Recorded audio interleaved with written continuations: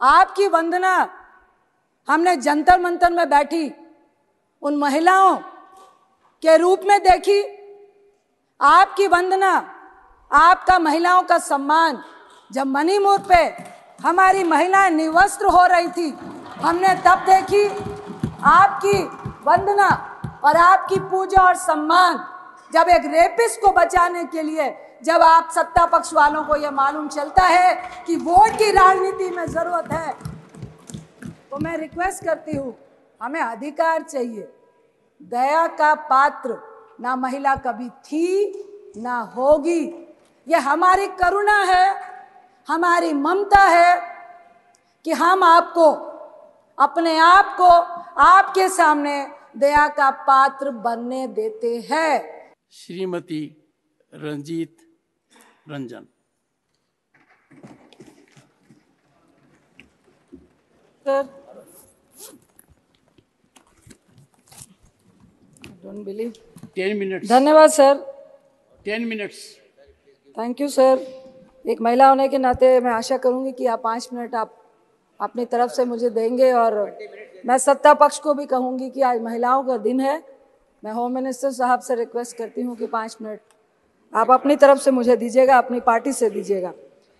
सबसे पहले मैं महिला रिजर्वेशन बिल का स्वागत करती हूं। मैं भी महिला हूं और चाहते हैं हम लोग कि महिलाओं की जो भागीदारी है वो सदन में बढ़े, राजनीतिक परिवेश में बढ़े, लोगों के प्रतिनिधित्व करने में बढ़े।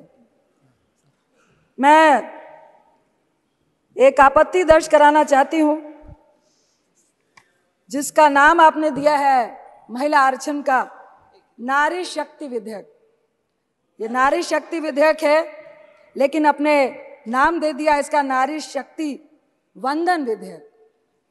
मुझे लगता है ये एक संवैधानिक अधिकार है, ये कोई दैविक वरदान नहीं है, ये कोई प्रधानमंत्री साहब का या आपका दिया हुआ महिलाओं को दया का पात्र नहीं है।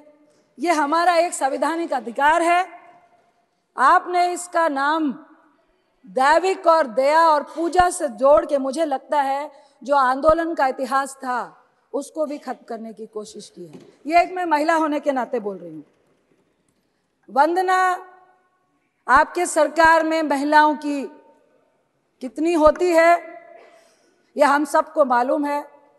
वंदना हम महिलाओं की, सत्ता पक्ष हो या विपक्ष में हो, जितनी भी पुरुष मानसिकता है, महिलाओं की वंदना इतिहास गवाह है कि जब जब आपको शक्ति की जरूरत होती है, जब जब आपको सत्ता पाने की जरूरत होती है, जब जब आप विजय की आशा रखते हैं, तब आप एक महिला को देवी बनाकर उसकी पूजा करने लगते हैं, वंदना करने लगते हैं। लेकिन अंदर में एक पुरुष की जीत और उसकी वंदना होती है। आपकी वंदना हमने जंतर मंतर में बैठी उन महिलाओं के रूप में देखी।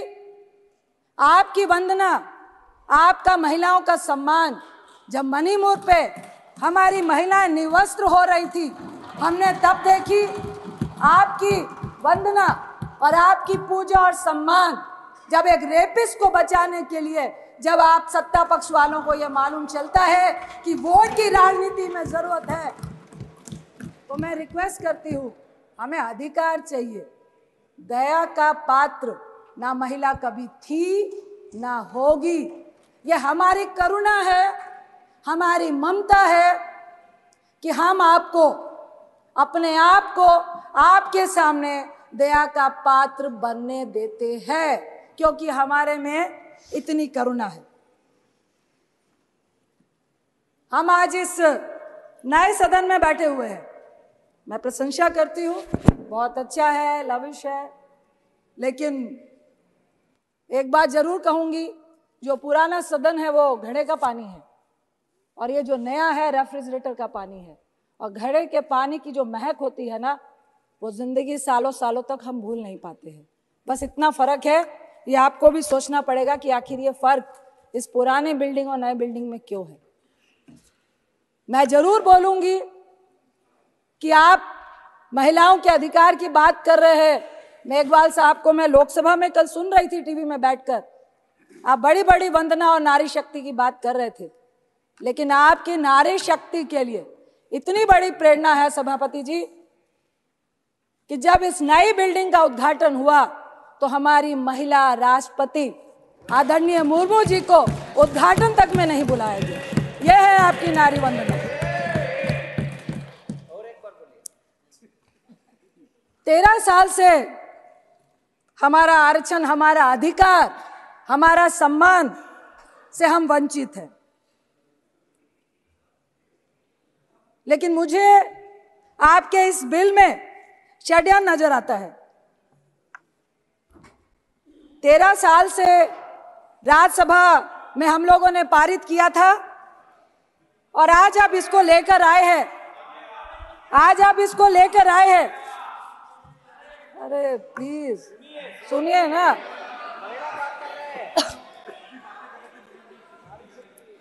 आज आप इसको लेकर आए हैं 9.5 साल के बाद।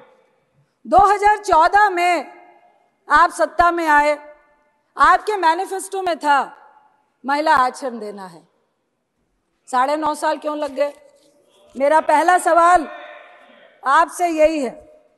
दूसरा सवाल, महिला आरक्षण के लिए आपको स्पेशल सत्र बुलाने की जरूरत क्यों पड़ गई? प्रचार करना था। जो लाइमलाइट लेने की आदत आपको हमेशा से रही है, इसमें भी महिलाओं को भी आपने यूज किया है। तीसरा सवाल, आपने कहा जातीय जनगणना और परिसीमन का पेच जो आपने लगाया है, क्यों लगाया? मैं आपसे पूछती हूं, आपने इसका जवाब दे रहे थे कल कि अगर हम ये नहीं कहते तो आप पीआई लेकर सुप्रीम कोर्ट जाते। अरे आप तो वो लोग हैं जिन्होंने नोटबंदी लगाने से पहले किसी से चर्चा भी नहीं की और 155 लोग लाइनों में मार दिए, तो अभी ऐसी कौन सी बाधा है? आप वो लोग हैं जो किसान का काला कानून लाने से पहले किसी से नहीं पूछा, 750 किसान शहीद हो गए, लेकिन वो आपकी बाधा नहीं बनी। 1 साल तक लगातार वो सड़कों में बैठे रहे। मैं आपसे सवाल करती हूं कि फिर महिलाओं के रिजर्वेशन के अधिकार में ये परिसीमन की, ये जनगणना की, सीट के रोटेशन की जो आपने बाधा लगाई है, क्या ये चुनावी एजेंडा है 2024 का, जिस पे आपको सिर्फ और सिर्फ झुंझुना दिखाना है? मैं आपसे आपकी नियत और अपने कांग्रेस की नियत के बारे में सफाई देना चाहती हूँ, उदाहरण देना चाहती हूँ। आप महिमा मंडल कर रहे हैं कि आप महिला रिजर्वेशन बिल लेकर आए, लेकिन मैं आपको उदाहरण देती हूं कि 9 मार्च 2010 में जब यूपीए 2 राज्यसभा में जब यह बिल पारित हुआ था, यानी सत्ता में आने के 1 साल के बाद, यानी कि हमारी मंशा आने वाले लोकसभा में इसका प्रचार करना नहीं था। 10, 11, 12, 13, 14 में चुनाव था। हम सिर्फ और सिर्फ महिला को सशक्तिकरण करना चाहते थे। राजीव गांधी जी ने कहा था, मैं उनके एक इंटरव्यू की एक संक्षिप्त शब्दों को याद करना चाहती हूं कि महिलाओं के मामले में जो हिंदुस्तानी पुरुष है वो डबल स्टैंडर्ड का है।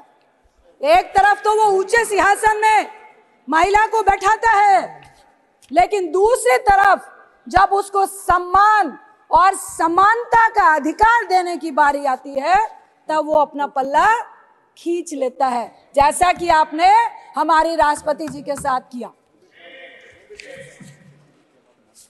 वो भी ट्राइबल। मैं आपसे सिर्फ इतना कहना चाहती हूं कि देखिए, हम चाहते हैं कि जातीय जनगणना, परिसीमन, रोटेशन को दरकिनार करके आप महिला को आरक्षण क्यों नहीं देना चाहते हैं?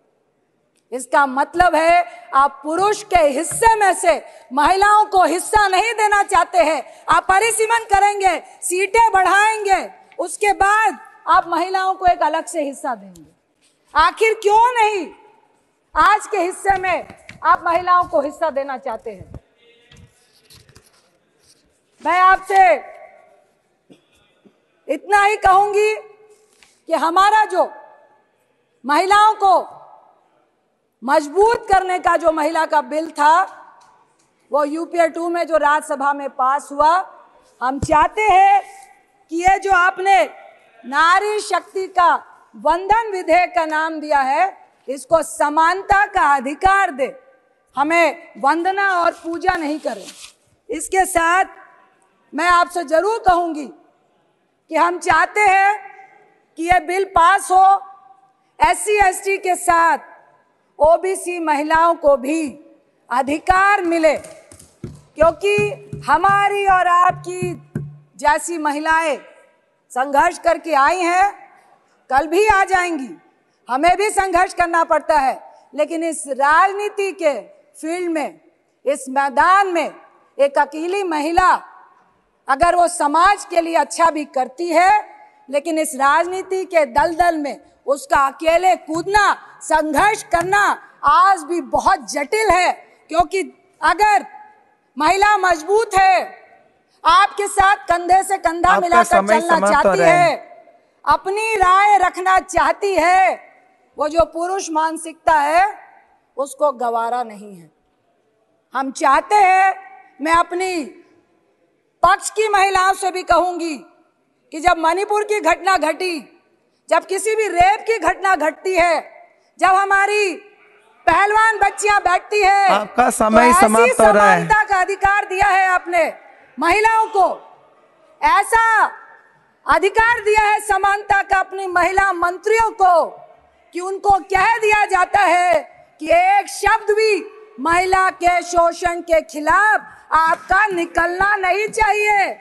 ऐसी समानता और ऐसी दैवीय शक्ति हमें आपकी नहीं चाहिए, हमें अपना अधिकार चाहिए। इसके साथ ही मैं एक कविता का अंश पढ़ के अपनी बात को खत्म करना चाहूंगी। नारी के ऊपर एक कविता है, उतारो मुझे जिस क्षेत्र में सर्वश्रेष्ठ कर दिखाऊंगी, औरों से अलग दिखने में कुछ अलग करके ही जाऊंगी। चाह नहीं है एक अलग नाम की, इसी को महान बनाऊंगी। नारी हूं मैं इस युग की, नारी की अलग पहचान बनाऊंगी। जो सदियों से देखा तुमने लिपटी साड़ी में कोमल तन को, घर घर में रहती थी वो पर जान न सके थे उसके मन को। झुकी हुई सी नजरें थी, वाणी मध्यम मधुर सी थी, फिर भी तानों की आवाज प्रबल थी। हिम्मत ना थी उफ करने की, अब बदल गई है ये पहचान। अब बदल गई है ये पहचान, नारी की ना साड़ी परिभाषा, वाणी अभी भी मध्यम मधुर सी, पर कुछ कर गुजरने की है प्रबल सी आशा। चाहे जो भी मैं बन जाऊं, गर्व से नारी ही कहलाऊं। मुझे गर्व है कि आज सभापति की चेयर में हमारी ओलंपियन PT उषा जी बैठी हैं। मेरा बचपन का सपना था, जब मैं पूजा में जाती थी और गॉड से विश करती थी, मुझे राजनीतिक व्यक्ति नहीं बनना था, कि मुझे PT उषा जी की तरह गोल्ड मेडल लेना है। एक ही बात कह के मैं अपनी बात को खत्म करूंगी कि महिलाओं के समानता के अधिकार के लिए, चाहे राज्यसभा हो चाहे लोकसभा हो, हम सब महिलाओं को एकजुट होकर अपने सम्मान और अधिकार के लिए एक होना पड़ेगा। यही कह के मैं, ऐतिहासिक दिन है महिलाओं के लिए, इसलिए मैं इस बिल का समर्थन करती हूं और चाहती हूं कि ये आपके झोले में, पिटारे में चला नहीं जाए। और ये जो 2019 का आपने झुंझुना पकड़ाया है, अगर सही मायने में आप महिलाओं को हक देना चाहते हैं तो कुछ तोड़ निकालिए और ये परिसीमन और जनगणना से पहले महिलाओं का हक उनके सामने रखिए। आपका बहुत बहुत धन्यवाद।